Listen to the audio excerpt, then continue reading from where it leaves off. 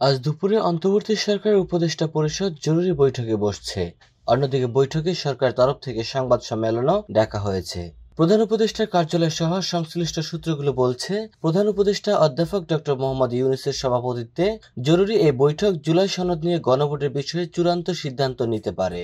পরবর্তীতে সংবাদ সম্মেলনে সে সিদ্ধান্তের কথা জানানো হতে পারে। প্রধান উপদেষ্টার প্রেস উইং গতকাল রবিবার রাতে জানিয়েছে, সোমবার দুপুর 12টায় প্রধান উপদেষ্টার কার্যালয়ে করবি হলে প্রেস ব্রিফিং করবে সরকার। তবে ব্রিফিং কে করবেন সে বিষয়ে কিছুই জানানো হয়নি।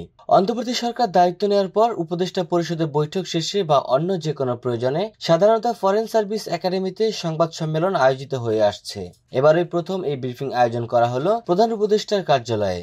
এর আগে জুলাই সনদ বাস্তবায়নের জন্য গণভোট আয়োজনের বিষয়ে সব রাজনৈতিক দলই একমত হয়েছিল ঐক্যমত কমিশনের বৈঠকে, যদিও গণভোট আয়োজনের সময় নিয়ে মতপার্থক্য রয়ে গেছে। কমিশন সনদ বাস্তবায়নের রূপরেখাতেও গণভোট আয়োজনের সুপারিশ রেখেছে, তবে গণভোট আয়োজনের তারিখ সরকারের উপর ছেড়ে দেওয়া হয়েছে।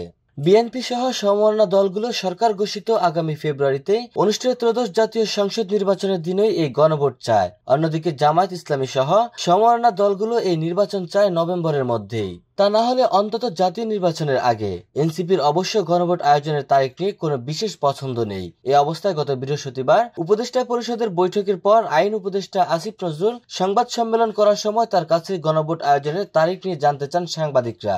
জবাবে উপদেষ্টা বলেন, এ বিষয়ে সিদ্ধান্ত নেবেন প্রধান উপদেষ্টা, আমরা তাকে সহায়তা করার জন্য থাকব, কিন্তু তিনি সিদ্ধান্ত নেবেন আর সিদ্ধান্ত নেওয়া হবে খুব দ্রুতই।